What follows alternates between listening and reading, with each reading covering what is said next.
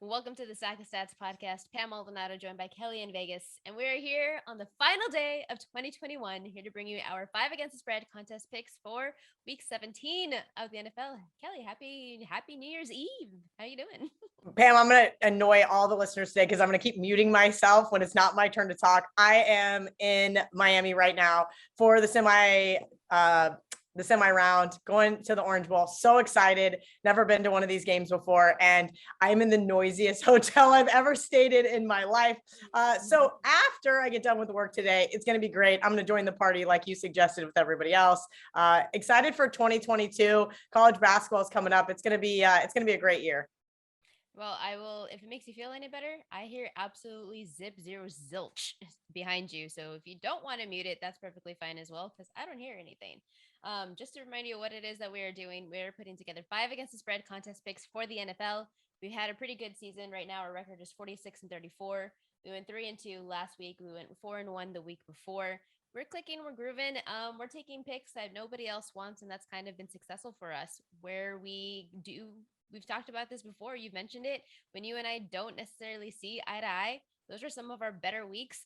And when we are like 100% in sync, okay, maybe you gotta kind of worry a little bit. So I'm interested to see where you and I land this week. But we're going to do 5 against the spread picks. Automatically in is Kelly's best bet. Automatically in is one of my best bets if they end up making the card, and then the rest will go and put together the final 3 to create our 5. So I know that you've talked about your best bet this week, I'm sure, on multiple platforms. I'm interested to hear that you love the Cardinals. I will have you know that this was a very close second for best bet for me as well. For the contest, it is Cardinals +6 at the Cowboys. What do you like about this week, going up against a super potent offense against Dallas? That's the thing, is this is such an ugly pick. This is such a me take the ugly road dog. They've looked like absolute garbage the last 3 weeks. And frankly, they've shot themselves in the foot so many times, Pam, that it's like got to be infuriating right now to be a Cardinals fan, right?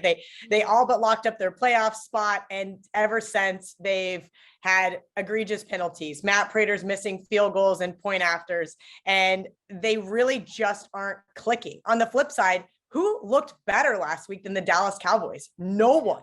And what did they do, though? They beat up on bad teams from their division, named the New York Giants and the Washington football team, who had half of their team out last week. It was one of those things where I would call it a buy low spot here on the Cardinals, right? If you look at the actual stat box from those 3 games that the Cardinals lost, they didn't really lose the game on paper, if you will. And I know that that's not always indicative of the final score, but those are something within my handicap that I like to look at. And I want to know why they lost the game, right?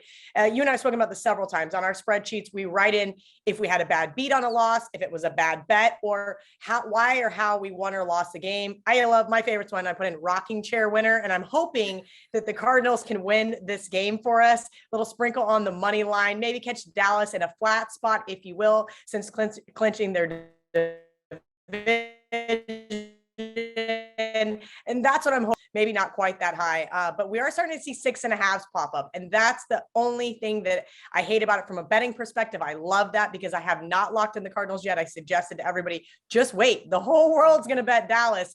Unfortunately, with the stale lines in the contest, sometimes those can backfire on us, but I do love the Arizona Cardinals this week. Just some extra tidbits. Dallas is 12-3 against the spread this season. That's the best in the NFL. Actually, I think second best. But Arizona is also a really good against the spread team. They are 7-1 against the spread on the road. Cardinals 5-0 against the spread as an underdog, winning all 5 outright. And as you alluded to, the quarterbacks that Dallas has faced as of late, Taylor Heinicke twice, Mike Glennon, and Taysom Hill. And I know that Cardinals look to see maybe they're a little bit in shambles, and it's because they don't have wide receiver DeAndre Hopkins. This is still a higher caliber of opponent that the Cowboys have faced. So that's going to be the biggest caveat. I love the Cardinals +6. When you said it was your best bet, I was like, boom, I love it. I'm in. I agree with the money line. And I get to, like, my dad, huge Cowboys fan. Sorry, Dad. Close your eyes. You're not going to like this one. So one of the games, I like a few. So we'll talk about them and see to decipher which one. Remember how last week I said that there wasn't a lot of games that I was like feeling super confident on the week before? Well, I ended up going 7-1 last week. So it's probably good that you don't feel entirely confident because you are still making the right decisions. You are still seeing the game plan in your mind visually, and it's coming to fruition. One of the games that I happen to love is Broncos plus 6.5 with the Chargers. I know these two teams have already played once and the Broncos defeated them, but still, this Broncos defense, it is legitimate. And Denver defense against Dak Prescott, Justin Herbert, Patrick Mahomes, Joe Burrow, and Derek Carr, they held all of those quarterbacks to 215 yards passing average, 5 combined touchdowns, and 5 combined interceptions. The Denver defense, first in opponent red zone scores, first in touchdowns allowed. And in the last 2 seasons against quarterback Justin Herbert, the Broncos are 3-0 against the spread against the Chargers, 2 of which were outright wins, and the other one was a loss by just a field goal. I know that it's Drew Lock, but 2 of those games that they won was with Drew Lock behind center. So I'm not entirely worried that it is Lock instead of Teddy Bridgewater. What do you I know that you can't ever really look at the Broncos entirely objectively because that is your favorite team, but how do you see this game playing out? See, and I disagree with that. I actually criticize my teams more than any other team. I'm terrified to make a bet with Drew Lock. I told everybody this last week that I wasn't going to cash my over 8.5 wins because Teddy Bridgewater is out. I knew it was going to happen. I just felt it in my soul. I go, why in the world are the Broncos now a favorite in Las Vegas? And of course, I didn't bet Vegas, but I'm going to be honest with you. Neither one of those teams should have won that game. It was ugly. Every time I flip back to it, I'm like, why am I wasting my time watching this? It was just such an atrocious game. I'm with you though. The one thing with the NFL is you just mentioned it too. We're taking those bets that nobody else wants to take, those ugly bets that are just like make your skin crawl and you don't want to be involved. This is one of those bets. I'm with you. Love this Broncos defense. I do obviously have some of my concerns about them being fully healthy right now. I'd love to see a couple of more guys get moved from questionable to probable if that does happen. And I haven't checked today, so don't quote me on that. But as I looked yesterday, there was a couple of guys, I believe a couple of different one defensive back, one linebacker that were still questionable for the Broncos. So it gets a little dicey for me, but those are the type of bets, Pam, that is also going to catapult us through the contest, right? Because everybody's going to be betting the Chargers, rightfully so. Who wants any part of the Denver Broncos right now? Right. A couple of players that are on the injury list. You have Melvin Gordon and Javonte Williams. Both were limited on Thursday's practice. Nothing as of today, but it is only 11 a.m. that we're recording this Central Time. I also am talking about this offense, though. I'm talking about the defense, but I'm talking about, okay, you have to also wonder, is the offense going to be able to have some opportunity? And potentially they could, because the Chargers, they are allowing a league high 51% of third down conversions allowed. So they're teams' opponents are extending their drives and they're able to put up points because of how bad the Chargers defense is susceptible. And that the league average is 40%. That's a big 10% drop off. So that's going to be an opportunity there for the Broncos. Okay, well, we can talk about that. We can table that and see if there's another one. The one that I really love, the Broncos was actually my best bet for Yahoo. And I wish I had. We record these things on Tuesday, and it's really hard to create a best bet on Tuesday. With all the COVID, with all the things. And so I think I found a game that I love more than the Broncos. And that's going to be Miami. It is +3 in the contest. The other contest that I'm in is 3.5, but it's against the Titans. Now, the Titans' best strength is defending the run. Well, Miami doesn't run. They're 30th in rushing yards, averaging 3 yards per rushing play on first downs. That's the fewest in the league. They're 31st for explosive rushing yards. Titans offense with AJ Brown back. Oh, that's a really good deal, and it's gonna help, and it doesn't. I took the under passing yards prop for Tannehill last week because everyone's like, oh, AJ Brown is back. Well, now because you're buying high on that, I'm buying low, and he still hit under his passing prop. In 11 games with AJ Brown in the lineup, Tannehill still has hit under 220 yards in 11 games, including last week's win over San Francisco. So yes, it helps that he's there, but it's not all of a sudden they're becoming this huge major passing offensive team. Now, the big thing that I like for this Miami defense is they lead in sacks and turnovers. In their last 7 games, they have had 29 sacks and 9 interceptions. Tannehill against quarterback pressure, against Pitt, 4 sacks, lost. Against New England, 2 sacks, lost. Even against Houston, 4 thrown interceptions. And he just coming off 7 sacks against the Jets earlier this season, loss. This is going to be a Miami pass rush versus Ryan Tannehill. I like Miami to come out with a win here. Yeah, I can see that too. And I do have the Dolphins circled. One of the interesting things is I do a show over at Wager Talk, and I get some really interesting trends and angles that I would have never come up with. Right. And I kept looking like, Miami did not look great against the Saints on Monday night. They did not. Right. But when you're playing against guys named Ian Book, it's a lot easier to get a win. I think if it would have been Taysom Hill, we'd have seen a different result. But teams that were down by 8+ points at halftime, but still come back to win. So this week it's the Titans and the Bears. They're fade. Now, if that team's at home, historically, they're 17, 42, and 2. I couldn't believe that stat. So it's insane. And that is a fade on the Titans. So that gave me enough. I did get to the window with the Dolphins. I did play the 3.5. I thought over that key number of 3.5, I didn't understand the Titans love. I think a lot of people played the Titans this week because it was on that key number of 3 and because maybe Miami didn't look that great on Monday night. I'm not necessarily buying the Tua hype here, but when you get a stat and a number that you agree with, and it gives you enough confidence to get to the window, I feel like it's just one of those, don't overthink it things, make this a play. I'm with you here on the Dolphins. And you're right, going back to your picking on Tuesday, it's hard enough for me to pick on Wednesday. If I had to pick a best bet on Tuesday, I can promise you my best bet record would not be as good as it is. Yeah, my best bet record for Yahoo, I think, is like, I don't know, like I'm above 50, I'm above the 500, but our best bets here, I'm what, 10-5, you're 11-5. What are we? Something like that. Yeah, I'm 11-5 and you're 12-4. Like, it's because it's Friday and we've had time to think about it and we're figuring it out. And so maybe I changed my mind. But also about Miami, like you're talking about Ryan Tannehill and this type of offense. Well, look at the quarterbacks and they're gonna say, well, look who has Miami played. And I get that. Ian Book is on that list also.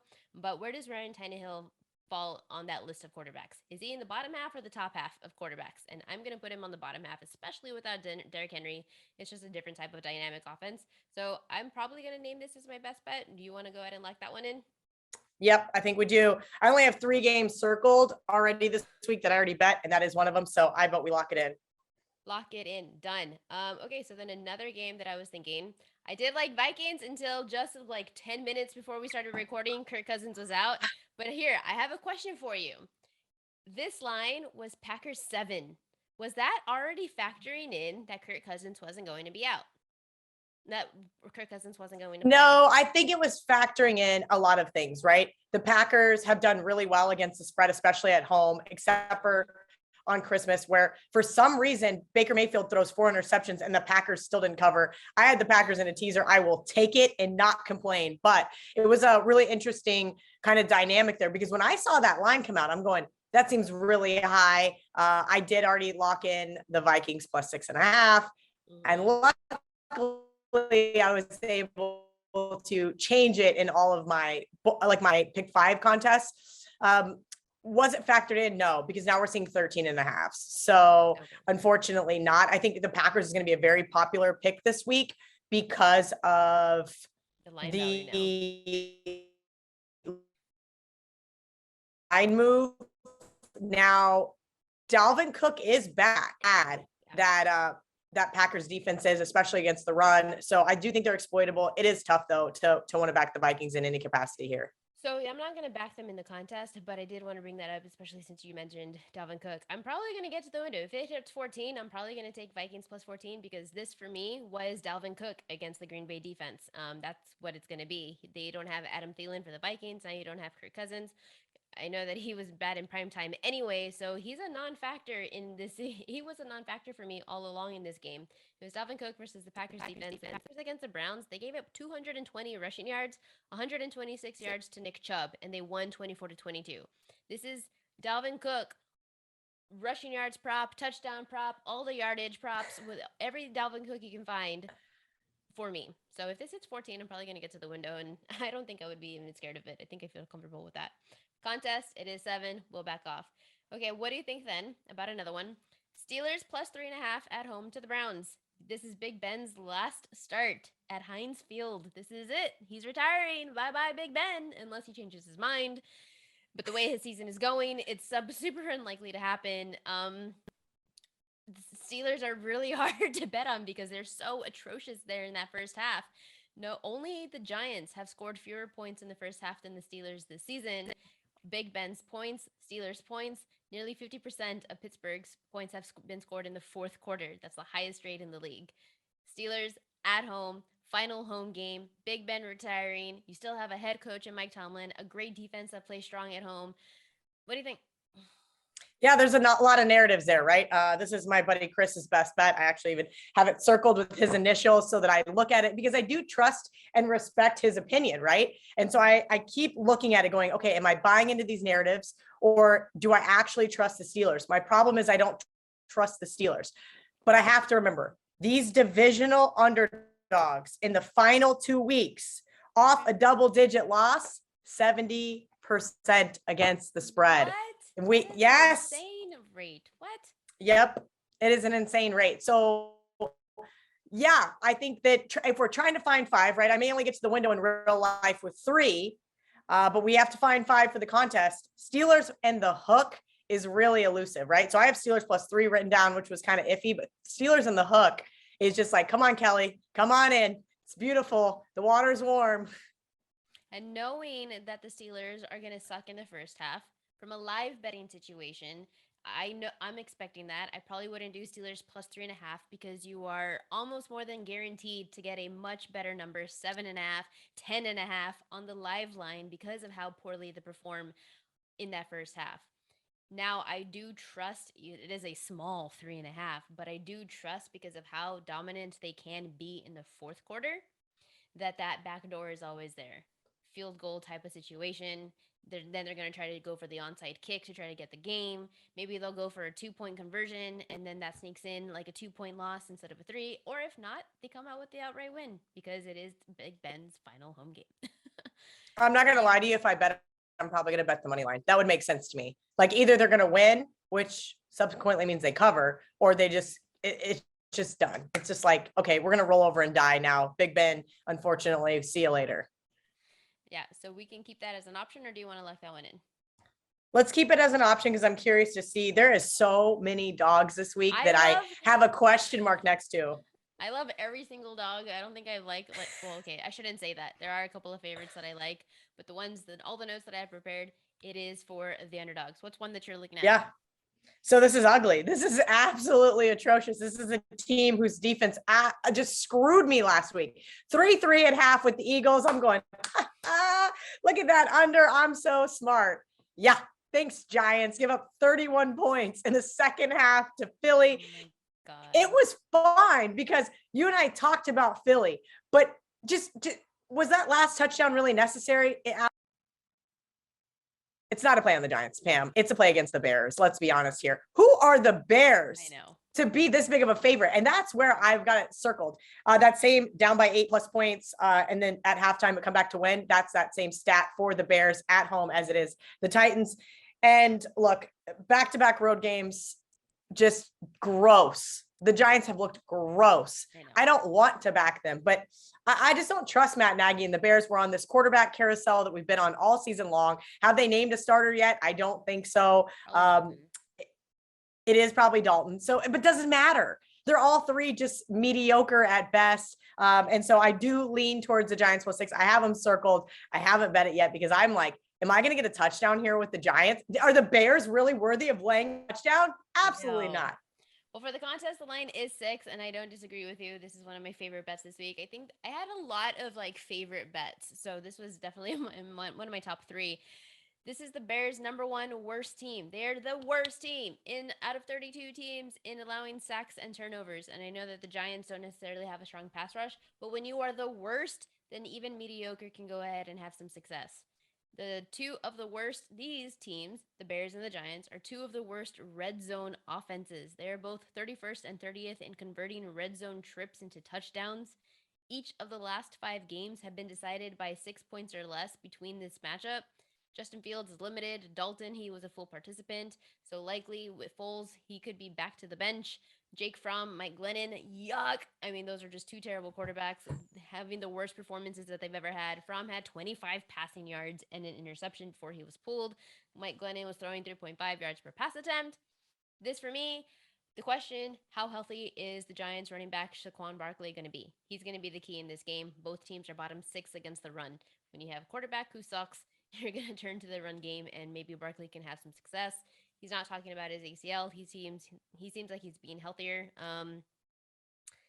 I think Barkley might have something to prove there too. I don't know if you read a lot of the headlines. I like to follow the beat writers from all the different NFL teams and college football teams. And boy, have they just lit up Saquon Barkley over the last couple of weeks. What a bust. I can't believe the Giants drafted him. And so you kind of have to wonder, does that give you some motivation? Some guys, it might, right? And so that's a very good point. They can definitely run all over the Bears defense. And I think that is the key here to getting the cover. I'm not saying the Giants are going to win this game, but guess what? When the Giants cover, they win on the road. They've got 2 covers of like their last, I think, 7 games. And guess what? They won both outright. So it sounds like we're locking it in. I think we have to. Okay, so then we have Cardinals +6 at the Cowboys, Giants +6 at the Bears, and then we're going to do Dolphins +3 at the Titans. We also do both like the Broncos. Another option, we have the Steelers as an option. What about also the Raiders at the Colts? +6.5 is a contest line. This is for me. This has nothing to do with Carson Wentz and the whole COVID situation, the quarterback. This for me is a play on the Raiders rather than it is against the Colts. And because this is more of maybe a deeper dive, and maybe it's a little too deeper dive, you can help me out. Quarterbacks who play a Denver defense, they crush the following week. Lamar Jackson, after playing the Broncos, 442 passing yards, 4 touchdowns, 86% completion. Big Ben, after playing the Broncos, he had the highest completion percentage that he's had all season. Derek Carr, after playing the Broncos, 91% passing completion the following week. Dak Prescott, his highest QBR, the highest passer rating. All 4 of them won the following week. Jonathan Taylor, he absolutely can run all day. But Raiders running back and Josh Jacobs, he's just coming off a 130 rushing yard game last week against the Broncos. And now you're going up against a Colts that they are good. But this is definitely more of a play of when you play a Broncos defense, you're already prepped and like ready to go because that defense is so strong that the next week your opponent is maybe a breath of fresh air. So I can see that. You're a Texas girl. Tell me about Sam Ehlinger. That's my one question mark here, right? I watched him play in college. We haven't seen him in the NFL, right? So I don't know what to make of him. I know exactly what I'm getting from Carson Wentz. At least over the last few games, we see him play a pretty clean game. He hasn't turned the ball over that much. His red zone ineptness has been a lot better, but that's because Frank Reich uses Jonathan Taylor like he's supposed to. Look, this is such a baffling line to me, right? This should be a total spot where I take the Raiders. I just don't trust this Raiders team, and I haven't trusted them for weeks. We've talked about their locker room issues on and off the field. There's a lot of hype around Derek Carr that I don't fully understand. That's my one concern here. If you like the Raiders, I'm willing to back them with you because I think this line is way too high. And that's what I'm not understanding. They announced Carson Wentz out. I was waiting for this line move, and then it just didn't happen. Well, the line actually opened at 8. And then because of the Carson news, it went to 6. And now it's gone back up to 6.5. And I actually, because of everything I just said about quarterbacks crushing, I took the team total over for the Raiders.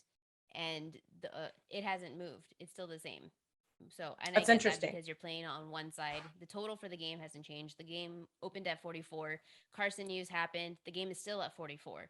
So that to me is maybe also indicative that potentially Carson Wentz is going to play because of the new COVID protocols, how they changed to the 5-day window. But is it a 5? This is where I need to get clarification, and I don't care about Carson Wentz's medical history, but isn't that only for vaccinated players? Oh, you're right. So he's out because he's unvaccinated. Right?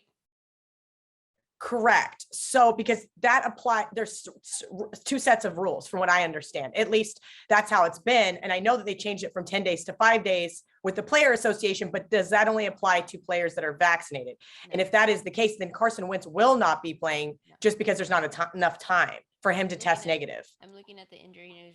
Wentz may have a chance to play Sunday against the Raiders following the NFL's return to play guidelines per Adam. Okay. So it seems like it's just been wildly inconsistent throughout the whole year. Plus college is different. And so think long, think wrong. We're already spending too much on this COVID thing. So. Yeah, no, I know. Well, I'm over here trying to freaking dodge landmines. And then I spoke too soon last week with the Ravens in my teaser. And I just was like, God, I'd like to table this one as well. I think that I'd much rather take the Broncos or the Steelers over this Raiders team. That's just me. This Raiders team offensively, the last 2 weeks has just looked so lackluster. They have put up less than 17 points in both games. And I just, with the Carson Wentz news being 50-50, maybe not even, it concerns me because the line move is very perplexing here. No, that makes sense. Then one last one. Maybe you feel Lions +7 at the Seahawks. How 7? It's a 7. It's like, it's crazy. Games involving Seattle are averaging 41 combined points. That is 31st in the league. And why does that matter? Because these games are so low scoring, covering larger spreads is just more difficult to do. This is the NFL, and that's just like the rule of the way it happens. Detroit and Seattle, these are the two worst teams in converting third down. So that evens out the playing field a little bit. Detroit, they are getting wide receiver DeAndre Swift. God, that was a tongue twister for me. DeAndre Swift back in the lineup. That's going to help the offense a little bit. Lions +7 at the Seahawks. What do you think? I like the Lions. And then the fact that they're +7 and not 5.5 is interesting because here's a Seahawks team. And I said this a couple of weeks ago. I thought they cashed it in. And then, boy, if you watch that second half versus the Bears, it looks like they've cashed it in. This was a team that I said that wasn't going to make the playoffs. That was a pretty sizable bet for me. And it was the easiest bet I made in the NFL all year. Yes, Russell Wilson has not been 100% for 3 months. And that definitely is a factor. I still don't think he's 100%. I think there's some issues with the offensive line. We know this defense has been absolutely atrocious for the last couple of seasons. This is a Lions team that I think wants to play for Dan Campbell. This is a Lions team that, while I like to make fun of Anthony Lynn sometimes for bonehead mistakes, really gets their offense ready to play. Even though they have some really like terrible moments, this team hasn't quit on their coach. They haven't quit on the locker room. I think Seattle has, and that's trying to handicap motivation is one of the hardest things to do. And that's my thing here. If you can still get a 7, I believe the current line is 5.5. That's really enticing to me. And you had Jared Goff is also back in the lineup because he's back from COVID situation, so that's also going to help. I like so many dogs this week that I feel like all of these can cover and work out. Like I feel so strongly. I feel like I need to bet all 7 or 8 of these, and they're all going to like win outright. And it's going to be the best dog week in history. And there I am pussyfooting around, and I bet like 2 of them. So because of this, no, I feel the exact same way. Like I really feel like a 5-0 is so doable this week because of just like the nature of week 17. Players, they don't really need to step up, some of them, because it's they're already locked in playoffs or they're already almost there. These overvalues like the Bears, I just think there's so much potential here for it to be such a fantastic dog week. So I have difficulty then putting together our 5. Let's run through the ones that we did talk about. Broncos +6.5 to the Chargers. Dolphins +3 at the Titans. That's already locked in. Steelers +3.5 at home to the Browns. Raiders +6.5 to the Colts. Giants +6 at the Bears. Cardinals +6 at the Cowboys. That one's locked in. Lions +7 at the Seahawks. I thought that I did also want the Ravens +3.5, but I feel like I just need a break from the Ravens. Even if it is Tyler Huntley, I'm still good defense, so I'm just going to leave that one alone. I don't even want to touch it. I'm with you because their defense is still decimated as well. I have them on my long list, but they've just had a lot of unknowns. And Harbaugh's even said it himself. That's why he didn't want to go to overtime in those 2 games because he knows how banged up his team is. Exactly. So I think we have so many options. Locked in will be the Cardinals +6 at the Cowboys and the Dolphins +3 at the Titans. What are the other ones? We have a lot. If you're going to make me pick, the next order would be Giants +6. Hold on. You're going to have to. Then I would say hold on. the Lions +7. Repeat that again. Sorry. Because you cut off from the internet a little bit. Your list would Sorry. So we've got Cardinals, we've got Dolphins. My next favorite would be the Giants. Then would be the Lions based on the line value alone of 7. And then I would go Steelers, then Broncos, then Raiders. What was the 2 stats that you had? The stats, the 70% and all those. What were the 2 games that those correlated to? Okay, so if the team is down by 8+ points at halftime, but come back to win, that would be the Titans and the Bears last week. And they're at home.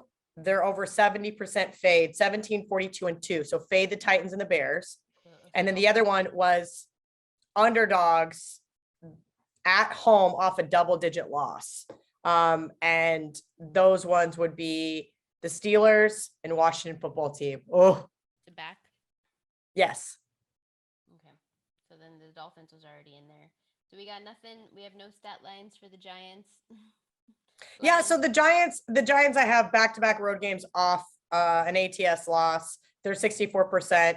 But I don't want to back the Giants. This is a complete Bears fade for me. Like, that's how I'm convincing myself to bet this. Who are the Chicago Bears to be laying 6 at home? Well, then Nobody's. Giants. Okay. And then our options would be Steelers, Lions, Broncos, Raiders. I do like the Raiders, but I know because I liked the at 8, 6.5 is a little bit more like, okay, that could be iffy. I still think that they have much success.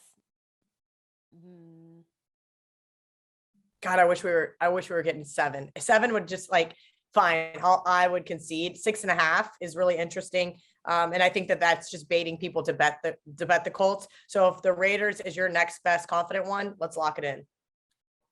So then I would want to go ahead and kind of like tie it in. Wouldn't it be the same concept then for the Chargers? Justin Herbert, revenge game since they lost the first one against the Broncos, 6.5 at home. Isn't it the same concept?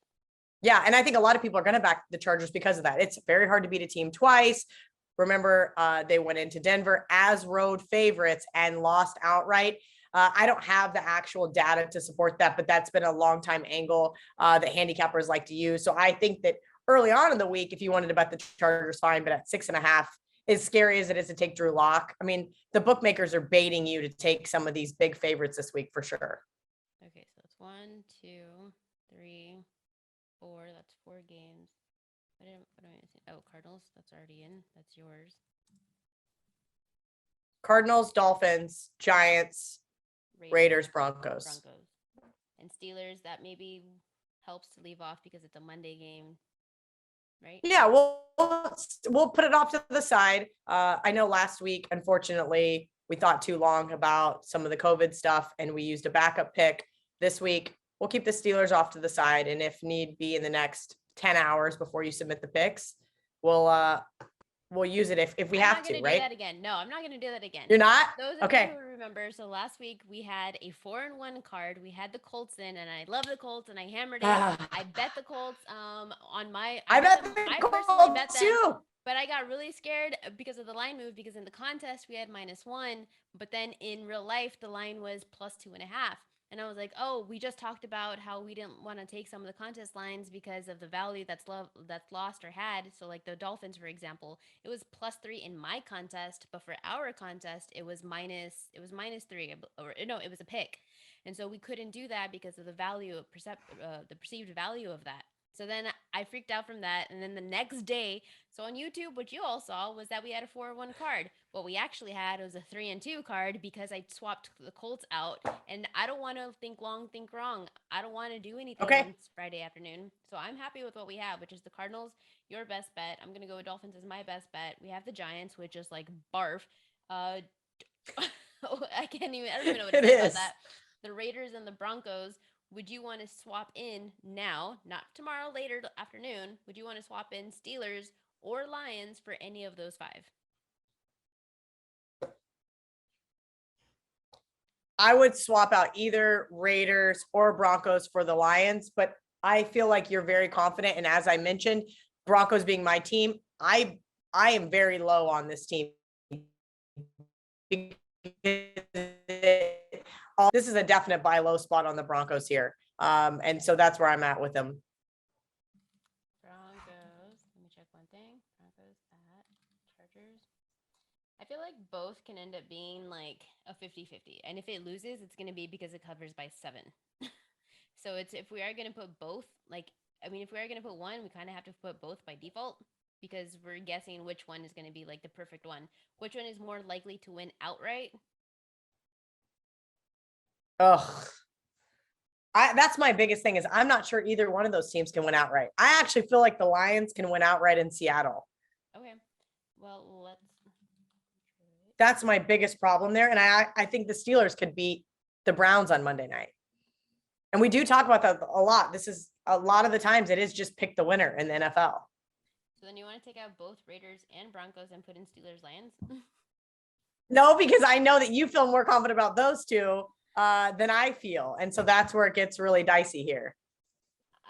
I'm telling you, I love so many games this week that putting together 5. Like now I wish it was a pick 7 because Can you imagine? My pick 7 league is just decimated. Like I'm barely at 500 because I have to pick so many games. I want to pick 3 league. I want a big money pick 3 league. I'm going to start one and be like, all right, it's $1,000 buy-in.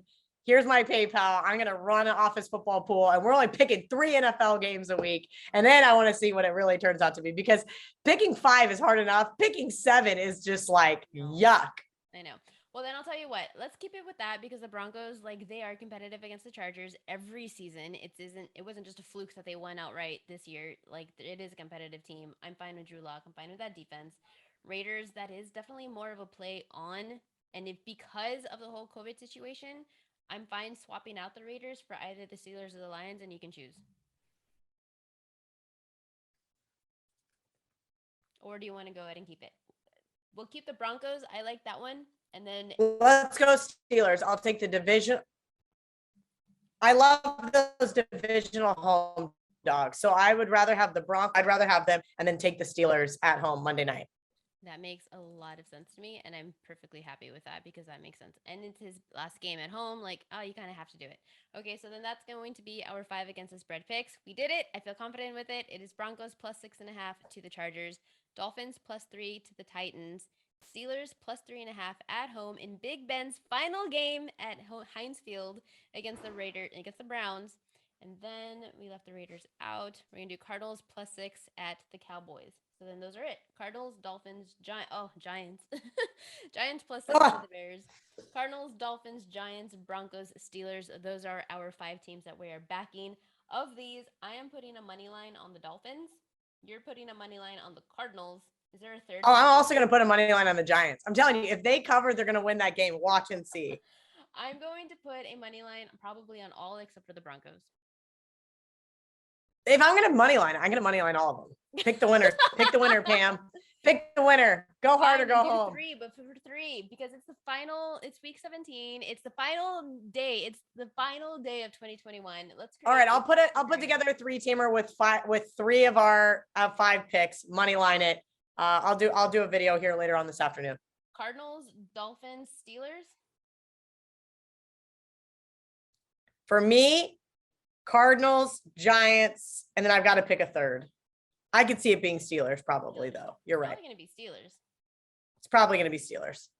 We'll tweet something out, but then at least we have 5 for the contest. Just to reiterate, Cardinals, Dolphins, Giants, Broncos, Steelers. Those are the 5 teams that we're with. 5 dogs. Let's have ourselves a day. And man, you know what? It's the end of 2021. I really appreciate you for doing this season with me. It's been one hell of a year. It's been one hell of a season. I have learned a lot. I've learned a lot from you. I hope you've had fun doing this podcast with me as much as I've had fun doing it with you. But to everyone out there, man, like I appreciate everyone watching and listening, and I hear the comments, I see them. I appreciate you for listening to us. I know that sometimes we do 30 minutes, sometimes we do an hour, but look how thorough we are with our thought process. Like if you ever wanted to know what our process is for betting, like we are giving you the exact game plan. We're going to run through injuries, the game line, thinking of how the book's going to be. We are analyzing it through and through to come up with our 5. So hopefully you've been able to learn at least a little bit from us. So Kelly, man, I'm so excited. We're going 5-0. Yeah. Let's have a great week. Pam, this was a great idea when you reached out to me over the summer, like, hey, we got to do this contest. I said, I'm all in. It's been a fun run, and hopefully either this week or next week we get that 5-0. We're getting it. We're running out of time. So we're going to do it this week and then next week. There you go. I like that even better. Well, to everyone out there, thank you for watching. I appreciate it. Have yourself a happy new year, and we'll see you next week.